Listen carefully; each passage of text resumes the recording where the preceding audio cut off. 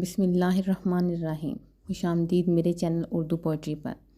آج ہم ناول دل کے رستے دشوار بہت تھے کے اگلے حصے کی طرف پڑھتے ہیں۔ وہ آفس کے لنچ آورز میں شاہم کو مطیع الرحمان سے ملوانے لایا تھا۔ اگر مطیع الرحمان شاہم کو اوکے کر دیتے تو پھر سارا معاملہ ہی سیٹ ہو جاتا۔ اس کا کام صرف صحرا سجانا رہ جاتا۔ اگر تم خود کو نیک بی پی ثابت کرنے کے لیے شلوار قمیض پہن لیتی، کم دوپٹہ تو ٹھیک سے سنبھال لو۔ اصل نے گز بھر دوپٹہ جو زمین پر رل رہا تھا اسے دیکھتے ہوئے ٹوکا، واٹ ڈو یو مین نیک بی بی؟ مجھے کسی کو انسپائر کرنے کے لیے اس طرح کی کوشش کرنے کی قطعاً ضرورت نہیں۔ شلوار قمیض پہننے کا مشورہ بھی تمہارا ہی تھا۔ وہ آفس میں داخل ہوتے وہیں سے اڑ گئی تھی۔ میں نے کہا تھا نا، اب بھی کہہ رہا ہوں، دوپٹہ اچھی طرح لو، پھیلا کے لو۔ سارے کوریڈور میں جھاڑو پونجا ہو رہا ہے۔ اصل نے دانت سے اس کی ناک میں دم کر رکھا تھا۔ کپڑے ایسے ہونے چاہیے، بابا کے سامنے نظر نیچی رکھنا، دھیمی آواز میں بولنا، کسی بات پر منہ کھول کر کہکا مت لگانا، کچھ شرمانے کی ایکٹنگ بھی کر لینا، وغیرہ وغیرہ۔ First impression is last impression والا معاملہ چاہتا تھا۔ ایک تو شام اس کے بابا سے ملنے کے خوف زدہ تھی، اور کل سے اوپر تلے ارسل کے فون و ہدایات نے اسے مزید کنفیوز کر دیا تھا۔ مجھے نہیں ملنا تمہارے بابا جانی سے۔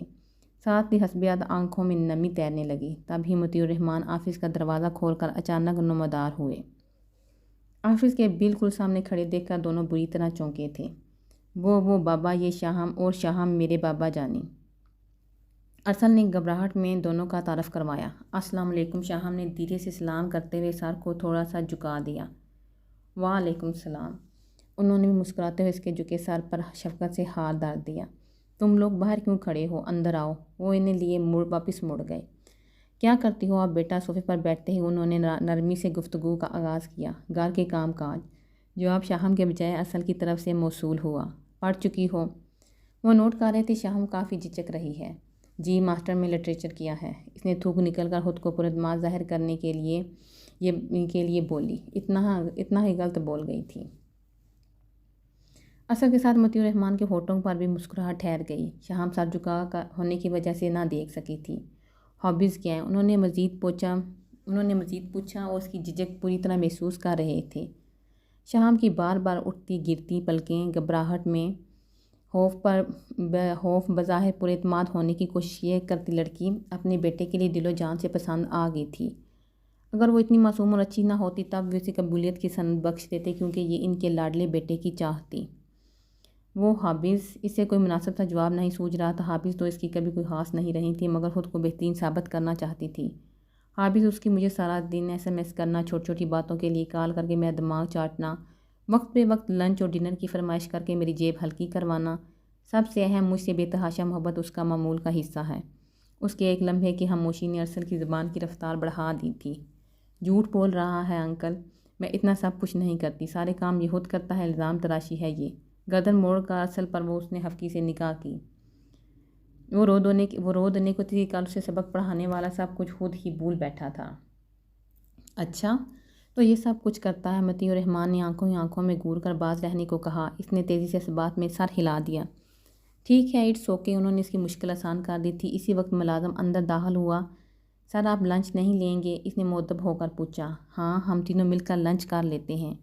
مطیع الرحمان نے ان سے رضامندی چاہی۔ سوری بابا، آپ کا یہ لنچ ادھار رہا، کیونکہ آج لنچ کی پلاننگ آپ کی بہو پہلے کر چکی ہے۔ اب آپ اگر اجازت دیں تو ہم نکلیں۔ ارسل نے اس کی جان خشک کرنے کے لیے نیا جھوٹ گڑھا۔ اس کی اس درجہ غلط بیان شاہم اسے دیکھتی رہ گئی تھی۔ پریشانی میں اس کے منہ سے اپنی صفائی کے لیے ایک لفظ بھی نہ نکلا تھا۔ یہ تمہیں اسی طرح تنگ کرتا ہے؟ انہوں نے آنسو پیتی شاہم سے پوچھا۔ وہ دھیرے سے اس بات میں سر ہلا گئی، اس سے بولنا دشوار ہو رہا تھا۔ چلو ہم باپ بیٹی مل کر اسے نپٹا کریں گے، میں تمہارے ساتھ ہوں۔ دس از ناٹ فیئر بابا جانی، اب نے قبل از وقت ہی پارٹی بدل لی ہے۔ ارسل نے باپ کی بے وفائی پہ دہائی دی۔ یہ میرے بیٹے کی گڈ لاک ہے کہ تم اتنی نائس بچی ہو۔ اگر ایسی نہ ہوتی تب بھی ہم تمہیں اپنی بیٹی بناتے، کیونکہ تم میرے جگر گوشے کی محبت ہو۔ انہوں نے شاہم کو پیار دیتے ان دونوں کے دل کا بوجھ ہلکا کر دیا۔ ارسل نے تشکر بھری نظروں سے باپ کو دیکھا اور مسکرا دیا۔ پارکنگ تک وہ دونوں بہت خاموشی سے آئے تھے، اندر ہی اندر بے حد خوش مگر بظاہر لڑنے کو پھر تیار۔ میں کیب سے گھر جا رہی ہوں۔ وہ گاڑی کا لاک کھول رہا تھا جب شاہم نے آغاز کیا۔ ارسل نے جتنا تنگ اسے باپ کے سامنے کیا تو وہ سب کا بدلہ لینے والی تھی۔ کیوں لنچ کیا میں انفرادی طور پر کروں گا؟ لاک کھول کر وہ ایڑی کے بال گھوم کر اس کی طرف آیا۔ انفرادی طور پر کرو یا اجتماعی، مجھے گھر جانا ہے۔ اس نے اسے دیکھنے سے گریز کرتے ہوئے جواب دیا۔ گنی میسنی ویسے تو بڑی مؤدب بنی بیٹھی تھی وہاں، اب آتے ہی اپنی اصلیت پر آ گئی ہو۔ اگر تم بدتمیز انسان، نصیحتیں کر کر کے میرا دماغ کھپا دیا اور خود وہاں جا کر کیا جاک مار رہے تھے۔ وہ بھی غصے سے بولی۔ ایک تو میرے بابا جان نے تم جیسی معصوم لڑکی کو اپنے لاڈلے chocolaty hero well educated decent بیٹے کے لیے منتخب کر لیا، اب تم ماسی فضیلت کی طرح نخرے دکھا رہی ہو۔ شہام کیا حیرت سے منہ کھلے کا کھلا رہ گیا۔ شکل دیکھی ہے کبھی آئینے میں؟ شہام چبا چبا کر صرف اتنا ہی کہہ پائی۔ اسے اصل کی چلتی زبان کی برابری کرنا نہیں آتی تھی۔ روز دیکھتا ہوں بالوں میں انگلیاں پھیرتے اس کی بے نیازی عروج پہ تھی، مگر تم پھر بھی شرمندہ نہیں ہوتی۔ ارسل کو تپانے کے لیے اس نے بڑے سکون سے کہا۔ تعریف کا کوئی ایک لفظ نہ پھوٹا، اتنی بکواس کی خوشی میں کر رہے تھے۔ اس نے تیوریاں چڑھائے غصے سے کہا۔ گاڑی میں بیٹھو، بتاتا ہوں کیوں، اس نے فرنٹ ڈور کھولتے ہوئے کہا۔ پھر گاڑی ریورس کرتے ہوئے بہت اطمینان سے بولا، ٹرائی ٹو انڈرسٹینڈ شامی، میں ایک راست گو بندہ ہوں، پھر اچھا دوست تو وہ ہی ہوتا ہے نا جو ہماری خامیاں چھپائے اور خوبیوں سے ہمیں آگاہ کرے تاکہ مزید امپرومنٹ ہو سکے۔ اس نے آنکھوں میں شرارت کا عکس نمایا تھا۔ واٹ، تم؟ شام کو بہت جلدی اس کے جملے کا رد و بدل سمجھ میں آ گیا تھا۔ اس سے پہلے کہ وہ گاڑی کا دروازہ کھول کر نیچے اترتی، اصل گاڑی فل سپیڈ پہ چھوڑ چکا تھا۔ منصور، اب بس کریں، اس نے جھنجھلا کر ساتھ دائیں سے بائیں مارا۔ اپنے سر پر چلتی منصور کی انگلیاں بھاری بوجھ کی طرح محسوس ہو رہی تھیں۔ چھٹی والے دن منصور کا کوئی نہ کوئی کام نکال کر رکھتا تھا، اسے چین سے بیٹھنا نہیں آتا تھا۔ ابھی بھی وہ ماہم کو گھیرے ہوئے تھا۔ ابھی تو صرف 2 منٹ ہوئے ہیں، 10 منٹ اور۔ اس نے اپنے ہاتھوں کی رفتار مزید تیز کر دی۔ منصور، میرے سر میں درد شروع ہو جائے گا اب کہ اس کے اصرار پر سے کوفت تھی۔ اسے اپنی جان بچانا مشکل لگ رہا تھا۔ پین کلر لے لینا، چلتی انگلیاں روک کے بغیر وہ بڑا ہی نادر مشورہ دے رہا تھا۔ اس وقت شاہ بھی لاؤنج میں داخل ہوئی۔ درمیانے صوفے پر بیٹھے منصور کارپیٹ پر کشن پہ بڑے بڑے منہ بناتی بیزار سی ماہم کو دیکھ کر حیران رہ گئی۔ منصور قریب ہی تیل والی شیشی پڑی تھی۔ ماہم اپنے کمر سے نیچے تک جاتے بال کھول کر احتجاجاً اس کے آگے سر پر تیل لگوا رہی تھی۔ منصور بڑی مہارت سے اس کے سر کا مساج کر رہا تھا۔ شام کے لیے یہ منظر حیران کن تھا، پھر دلچسپ ہو گیا۔ واو منصور بھائی، امیزنگ، اس نے زور سے کہکا لگایا۔ ماہم اسے دیکھ کر بلا ارادہ ہی شرمندہ سی ہو گئی، جبکہ منصور نے اسے زور کا کہکا لگایا اور اس داد کو سمیٹا۔ آپ نے کبھی بتایا ہی نہیں منصور بھائی، آپ مالشیے بھی ہیں۔ شام شرارت سے اسے چھیڑا۔ ہم آج جو کچھ بھی ہیں سب تمہاری بہن کی محبت کی دین ہے۔ اس شرارت پر برا منائے بغیر وہ بولا، توبہ کریں منصور بھائی، آپ کیسی کیسی حرکتیں کرتے ہیں، اگر آپ کو کوئی فرینڈ دیکھ لے تو یقیناً صدمے سے ہی اس کی انتقال ہو جائے۔ ماہم کے لیے منصور کی محبتوں کے رنگ وہ اکثر بیشتر دیکھتی رہتی تھی۔ ماہم کو اس لحاظ سے بہت خوش قسمت لوگوں میں گردانتی تھی۔ اس کی چھٹی والے روز کی روٹین سے وہ واقف تھی۔ سارے گھر میں ماہی ماہی کرتے پھرتے، ایک سیکنڈ کے لیے ماہم ان کی نظروں سے دور ہو جانے کی اجازت نہیں تھی۔ بہت بولنے لگی ہو تم شاہم، ماہم نے مصنوعی گوری اس پر ڈالی، اوپر سیڑھیوں کی طرف بڑھ گئی۔ منصور بھائی کارڈ کھیلیں؟ وہ بھی ٹی وی بند کر کے نیچے کارپٹ پہ آ بیٹھی تھی۔ بہت شوق ہے تمہیں مجھ سے ہارنے کا؟ منصور اٹھ کر ٹرالی سے کارڈ نکالنے لگا تھا۔ ہار جیت کا فیصلہ کھیل کے اختتام پر ہوگا، اس نے اتنے یقین سے شہزاب کہا کہ منصور مسکرائے بغیر نہ رہ سکا۔ تو پھر تم نے کیا ڈیسائیڈ کیا ارسل؟ سائرہ رحمان کندھے پر بیگ لٹکائے ہوئے آئی تھی، بالوں میں گلاسز ابھی اٹکے ہوئے تھے۔ وہ شاید کہیں جا رہی تھی۔ مجھے کچھ ڈیسائیڈ کرنا تھا ماما، وہ نہ سمجھی سے الٹا ان سے پوچھنے لگا تھا۔ میں ایمن کے متعلق پوچھ رہی ہوں۔ اگر تم نے اپنا مائنڈ سیٹ کر لیا تو میں مائرہ کو کوئی حتمی جواب دوں۔ ویسے بات ہوتا ہے، یہ تو صرف فارمیلٹی ہے، دنیا دکھاوے کے لیے، ورنہ تم دونوں اپنے گھر کے بچے ہو۔ ایمن مائرہ کی اکلوتی اولاد ہے جس کے وہ سارے ارمان پورا کرنا چاہتی ہے۔ پھر ہمارے گھر کی بھی آخری شادی ہوگی۔ اصل کی خاموشی کو قدرے رضامندی جان کو وہ بیگ گود میں رکھے اس کے پاس ہی بیٹھ گئی، جبکہ ارسل نے ماں کی ساری گفتگو بڑے تحمل سے سنی تھی۔ وہ بھی سو کر اٹھا تھا، آفس سے اس نے آف لیا تھا، اب چائے کا انتظار کر رہا تھا۔ وہ سائرہ رحمان تک اپنی پسندیدگی واضح طور پر پہنچا چکا تھا۔ اس دن کی بحث کے بعد اس ٹاپک پہ پھر نہیں چھیڑا تھا۔ اس کا خیال تھا وہ بھی اس قصے کو بھول چکی ہوں گی، مگر اس کا خیال غلط ثابت ہو گیا۔ سائرہ رحمان بھولنے والی نہیں تھی۔ میرا مائنڈ آلریڈی سیٹ ہے، اور وہ کس کے لیے یہ آپ اچھی طرح جانتی ہیں۔ اس نے بہت سکون سے جواب دیا۔ وہ ان کے ساتھ کوئی تلخ کلامی نہیں چاہتا تھا، کیونکہ مطیع الرحمان گھر پر نہیں تھے۔ تو تم اس لڑکی کے چکر سے باہر نہیں نکلو گے، اپنی ماں کو انکار کرو گی اس کی وجہ سے؟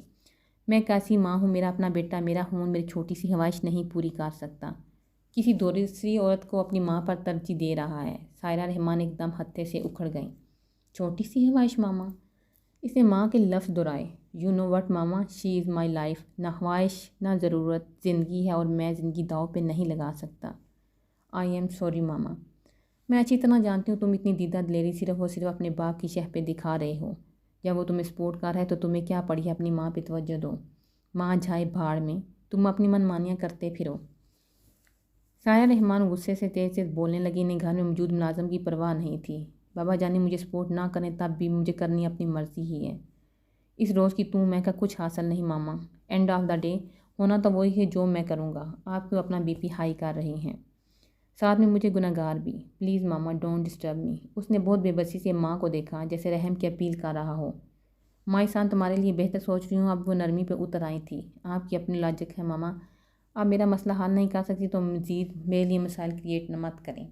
آپ میری ماں ہیں، آپ کی خاطر میں اپنے آپ کو مار کر اپنی محبت بھی لٹا دوں تو اس کا نعمت بدل امن کبھی نہیں ہو سکتی۔ ہر ماں اپنی اولاد کے لیے بہتر رکھتی ہے، مگر جو میں اپنے لیے سوچا ہے وہ بھی برا نہیں ہے۔ اس کو چھوڑنا میرے بس میں ہوتا تو بار بار آپ سے نہ کہتا۔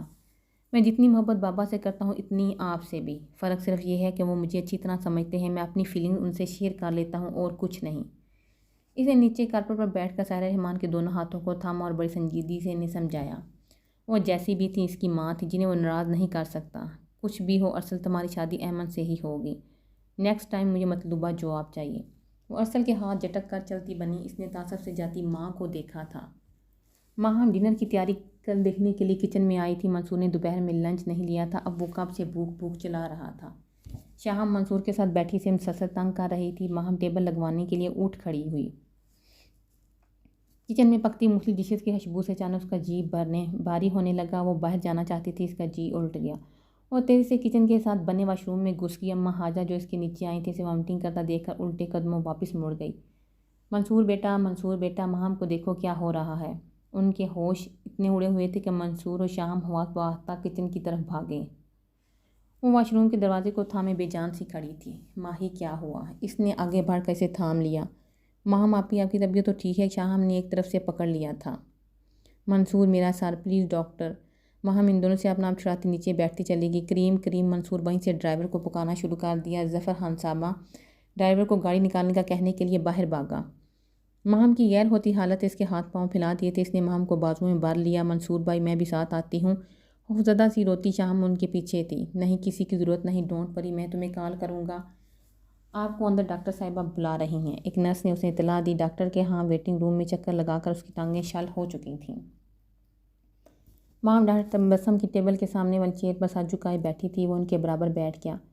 ڈاکٹر تبسم ان کی فیملی ڈاکٹر تھی۔ وہ ان کی کلینک پہ ماہم کو لایا تھا۔ کنگریچولیشن، اب پھر سے فادر بننے والے ہیں، ڈاکٹر تبسم نے مسکراتے ہوئے بتایا۔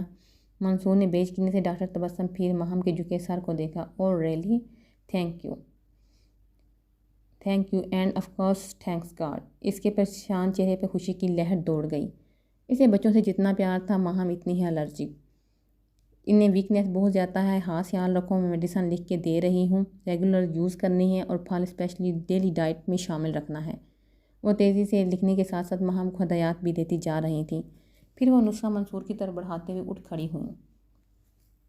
اس نے ماہم کو کندھے کے گرد بازو لپیٹ کر جھکتے ہوئے سرگوشی کی۔ ماہم نے کھا جانے والی نظروں سے اسے گھورا۔ منصور اس کی وجہ جانتا تھا، ویلا تو اس نے تب بھی کیا تھا جب پہلی بار ماں بن رہی تھی۔ گھر واپسی تک کا راستہ بہت خاموشی سے کٹا۔ منصور نے ایک آدھ مخاطب کرنے کی کوشش کی مگر اس نے جواب نہ دیا۔ شام، اماں ہاجرہ، ماجدہ لان میں ان کا انتظار کر رہے تھے۔ گاڑی رکتے ہوئے ان کی طرف لپکے کیسی ہیں ماہم آپی؟ کیا ہوا تھا انہیں؟ شاہم نے بہن کی طرف کا دروازہ کھول کر استفسار کیا۔ کچھ نہیں ہوا، ماہم کہتی ہوئی رکے بغیر اندر چلی گئی۔ شاہم نے اس رد عمل پر حیرانگی سے منہ کھولا اور منصور کو دیکھا جس نے مسکرا کر کندھے اچکا دیے۔ وہ سب بھی چلتے ہوئے اندر آ گئے۔ ماہم اوپر اپنے کمرے میں جا چکی تھی۔ سب خیریت ہے نا بیٹا؟ اماں حاجرہ منصور سے بولیں۔ جی اماں، وہی جو عمیر اور حمزہ کی باری ہوا تھا، انہوں نے آہستگی سے اماں کے قریب ہو کر کہا۔ مبارک ہو بیٹا، یہ تو بہت خوشخبری کی بات ہے۔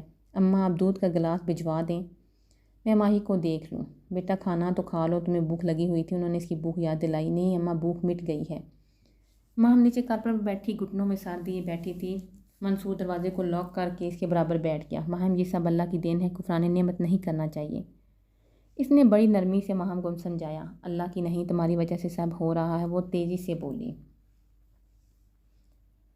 اچھا چلو، اس سب میں اللہ کی رضا بھی شامل ہے، اب جو ہو گیا سو ہو گیا۔ تم مردوں کے اپنے فائدے حصول کے لیے ہم عورتوں کو خدا کے نام پہ ڈرانے دھمکانے کے لیے ایسی بہت سی آیتیں و حدیث یاد کیوں ہوتی ہیں؟ میں بھی تو ایک عورت ہوں جو تمہاری باتوں میں آ جاتی ہوں۔ اگر تمہیں یوں ہی بچوں کی لائن لگانی تھی تو چک 42 کی جاہل گنوار سے بیاہ کرتے منصور، جو تمہارے درجن بھر بچوں کی ماں بنتی۔ وہ غصے سے بولتی چلی گئی، درجن بھر نہیں ماہی، صرف 3۔ مجھے نہیں چاہیے مزید بچہ، 2 بیٹے کافی ہیں۔ اس نے گویا فیصلہ سنا دیا۔ ماہی، ہر عورت اس دور سے گزرتی ہے، یہ سب قدرتی ہے، میں مزید ایک لفظ نہیں سنوں گی۔ اس نے منصور کی بات جیسے سنی ہی نہیں تھی۔ کیا کرو گی تم؟ اس نے ٹھنڈے لہجے میں پوچھا۔ نہیں ہوگا یہ بچہ، میں اس کا جسٹ شٹ اپ ماہی، شرم آنی چاہیے اتنا گھٹیا سوچتے ہوئے۔ اس نے پہلی بار اتنی سختی سے اسے ٹوکا، اس کے ماتھے پر پڑے بال ماہم کو مزید غضبناک کر گئے۔ دروازے پر دستک ہوئی، ماجدہ دودھ لائی تھی، اس کا دودھ کا گلاس لیا اور اس کے پاس آ بیٹھا۔ یہ پی لو۔ اس نے نظریں چراتے ہوئے گلاس کو اس کی طرف بڑھا دیا۔ نہیں پینا، میں نے دودھ کچھ نہیں کھانا مجھے۔ اب تم مجھ پر چلاؤ گے، ڈھونگ رچاتے ہو محبت کا، میری ٹینشن کی تمہیں پرواہ نہیں۔ زر خرید غلام ہوں میں، مشین ہوں۔ دودھ کا گلاس اس نے ہاتھ مار کر گرا دیا اور وہ چلانا شروع کر دیا۔ منصور کو اسے سنبھالنا مشکل ہو رہا تھا۔ السلام علیکم بابا جانی، اس نے آفس میں داخل ہوتے حسب معمول سلام کیا۔ متی الرحمن فون پر بزی تھے۔ سر کے اشارے سے انہوں نے سلام کا جواب دیا۔ ٹھیک ہے، آپ میری سیکرٹری سے ڈیٹیل لے لیجئے گا، میں اسے بریف کر دوں گا۔ جی اوکے، اللہ حافظ ہے ریسیور کے کریڈٹ۔ جی اوکے، اللہ حافظ۔ ارسل آپ نے آج آف کرنا تھا؟ ہاں، گھر میں سکون ملتا تب نہ، تھکا ہوا لہجہ بہت دھیما سا تھا۔ تمہاری ماں نے کیا کچھ کہہ دیا؟ وہ لمحہ بھر میں معاملے کی نزاکت کو سمجھ گئے تھے۔ بابا آپ صرف کچھ کہتے ہیں، شاہم میری زندگی ہے، اسے جدائی کا مطلب موت ہے میرے۔ ارسل نہ، ان کا دل ڈوب سا گیا۔ تمہاری حسب خواہشی ہوگا، وہ اسے خود ہینڈل کر لوں گا، تم ناحق ٹینشن لے رہے ہو۔ بابا جانی، وہ مجھے ٹارچر کرتے ہیں، میں نے کیسے سمجھاؤں کہ شاہم ایک اچھی لڑکی ہے؟ وہ توقف کے بعد بولا، اگر اچھی نہ ہوتی تب بھی بابا، جن سے محبت کی جاتی ان کے ابوں کو انگلیوں پر نہیں گنا جاتا۔ انہوں نے ارسل کو نہیں بتایا کہ انہوں نے سائرہ سے اس موضوع پر بات کی تھی۔ اس کا انکار اٹل حتمی انداز ایسا تھا کہ متی الرحمن سمجھ گئے وہ کسی کی بھی صورت نہیں ماننے والی۔ ابا جانی، آپ لوگ ابھی تک شاہم کی فیملی سے بھی نہیں مل سکے، وہ تو مجھے فراڈ سمجھ رہے ہوں گے، میں کب تک اسے ٹالوں؟ اب وہ اس کی پریشانی میں غصہ شامل ہونے لگا تھا۔ مجھے کوئی حتمی فیصلہ لینا پڑے گا۔ اور پرسوچ انداز میں بولے، سائرہ بہت ضدی ہے، جب اڑ جاتی ہے تو پھر بمشکل ہی مانتی ہے۔ تمہیں یاد ہوگا کہ معاذ بڑا بیٹا کی دفعہ اس نے کیسا ہنگامہ کھڑا کیا تھا، معاذ اور اس کی بیوی کا جینا حرام کر دیا تھا۔ حالانکہ وہ تمہاری ماں کا کتنا لاڈلا تھا، مگر اس نے معاذ کی بیوی کو برداشت نہیں کیا تھا، کیونکہ وہ معاذ کی پسند تھی۔ اب تمہاری شادی اس رضامندی کے بغیر اور میری اماں پر شاہم سے کر دی جاتی ہے، وہ بھی اس صورت کہ تم اس کی بھانجی کو ریجیکٹ کر رہے ہو، تو اندازہ لگا لو کہ شاہم کا کیا حال کرے گی۔ آئی تھنک تم آلریڈی ہی اپنی زندگی الگ سے سیٹل کر لو، ہم دونوں باپ بیٹے کے لیے بہتر ہوگا۔ یہ سب ارسل سے کہتے ہوئے ہچکچا رہے تھے۔ ایک بیٹا پہلے ہی ماں کے رویے سے دل برداشتہ ہو کر جا چکا تھا، دوسرے کو وہ دل پر پتھر رکھ کر خود جانے کا کہہ رہے تھے۔ پلیز بابا جانی، میں آپ سے ایک دن بھی دور نہیں رہ سکتا۔ وہ بابا کی پلاننگ سن کر بنجلا کر رہ گیا تھا۔ میں کون سا تم سے دور جا رہا ہوں، ہمارا آفس ایک ہے، میں تمہاری طرف آتا رہوں گا، بس کچھ عرصے کے لیے۔ اب تمہاری ماں کا غصہ ٹھنڈا ہو جائے گا تو تم واپس آ جانا۔ انہوں نے بڑی شفقت سے اسے سمجھایا۔ آپ پھر سے اچھی طرح سوچ لیں بابا جانی، کہیں میری اتنی بڑی ضرورت مجھے ہمیشہ کے لیے گھر سے بے دخل نہ کر دے اور ساتھ آپ سے بھی ناطہ ختم نہ کر دے۔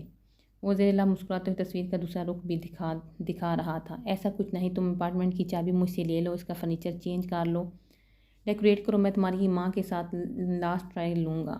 شاید وہ مان جائے بھی، تمہاری شادی میں تاخیر نہیں چاہتا۔ اس نے ہولے سے اس بات میں سر ہلا دیا۔ اس رات سے ماہم نے پر اسرار خاموشی اختیار کر لی تھی۔ وہ منصور سے بہت الگ ہو گئی تھی۔ منصور نے اسی بدتمیز و غلط سوچ کا احساس نہیں دلایا، وہ معاملے کو مزید طویل نہیں دینا چاہتا تھا۔ ماہم نے دوبارہ بچے کا ذکر نہیں کیا۔ اتنے میں خدا کا شکر ادا کر رہا تھا، کوئی بات کرتا یا پوچھتا وہ بس ہوں ہاں میں جواب دے جاتی تھی۔ منصور کو اس کی ہلا تلکی بہت چبھ رہی تھی۔ اس نے کھانے پینے پر بالکل توجہ نہیں دے رہی تھی۔ ٹیبل پہ سب سے آخر میں آتی اور تھوڑا سا کھانا لے کر اٹھ جاتی۔ وہ اپنی خوراک کا بھی خیال نہیں رکھ رہی تھی۔ عمیر اور حمزہ کی دفعہ اس نے اپنے ساتھ منصور کی جان بھی عذاب میں ڈال رکھی تھی۔ رات کو اس کی ضروری میٹنگ تھی اور ڈنر کیے بغیر ہی گھر سے نکل گیا۔ پھر رات کے 12:30 بجے اس کی واپسی ہوئی تھی۔ دن بھر آفس کے بغیر اس میٹنگ نے اسے تھکا دیا تھا اور تھوڑا سستانے کے لیے اوپر اپنے کمرے میں جانے کے بجائے لاؤنج کے صوفے پر کوٹ اور بریف کیس پھینک کر ٹانگیں پھیلا کر بیٹھ گیا۔ صاحب جی چائے پئیں گے؟ مائدہ ابھی تک کچن میں مصروف تھی، اس کی آمد پر پوچھنے آ گئی۔ نہیں، تم ابھی تک فارغ نہیں ہوئی؟ اس نے صوفے کے پشت سے سر کو تھوڑا سا اوپر اٹھا کر پوچھا۔ وہ بی بی جی کھانا نہیں کھا رہی تھی۔ وہ 2 بار ٹرے لگا کر گئی تھی مگر شاہم بی بی نے منت سماجت کی مگر وہ نہیں مانی۔ ان کا بی پی لو تھا، بڑی ہی چڑچڑی ہو رہی تھی، اس لیے میں لیٹ ہو گئی۔ مائدہ کی بات سن کر وہ یکدم سیدھا ہوا۔ مایوسی اور فکر مندی اس کے چہرے پر ظاہر ہو رہی تھی۔ وہ سیدھا اوپر چڑھ گیا۔ کمرے کا دروازہ کھلا تھا، لائٹ بھی جل رہی تھی۔ مائی اس نے بے تکلفی سے اس کے چہرے سے بازو ہٹا دیا۔ کچھ سنبھلی تمہاری طبیعت یا ڈاکٹر کے پاس لے چلوں؟ اس کی آنکھوں پر چہرے پر فکر مندی عیاں تھی۔ ماہی یوں ہی سے تکتے چلی گئی۔ میں اب بہتر ہوں منصور، مجھے نیند آ رہی ہے۔ بالکل جھوٹ، بھوکے پیٹ بھلا کسے نیند آتی ہے؟ اس نے غصے سے کہا۔ میرا کھانا کھانے کو جی نہیں چاہ رہا، اس نے صاف انکار دیا۔ اوکے، مگر دودھ اور ایک سیب تو کھا لو، میڈیسن لو اور سو جاؤ۔ وہ ذرا کہ ذرا اس انکار کو خاطر میں نہ لایا۔ اس نے بیڈ کراؤن کے دراز میں لا کر رکھی دوائی، اس کی میڈیسن چیکنگ، ساری کی ساری دوائیاں ویسے ہی دری تھی۔ اس نے ایک گولی بھی نہیں لی تھی، جو یقیناً منصور سے واضح ناراضگی کا اظہار تھا۔ وہ کچن میں چلا گیا۔ مائدہ شاید جا چکی، اس نے دوبارہ بلانا مناسب نہ سمجھا۔ فریج سے دودھ نکال کر ساس پین میں گرم کرنے لگا، پھر سیب نکال کر سنک میں دھویا اور پلیٹ میں چھری کے ساتھ رکھ لیا۔ خود اس نے بھی کب کچھ کھایا تھا مگر اسے ناز نخرے کس نے اٹھانے تھے؟ ماہم نے مروتاً بھی نہیں پوچھا تھا۔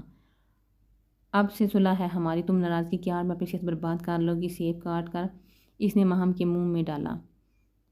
منصور خود دانتوں سے کتر کتر کر کھانے لگی۔ پلیٹ اس کی گود میں دھر کے وہ چینج کرنے کے لیے اٹھ کھڑا ہوا۔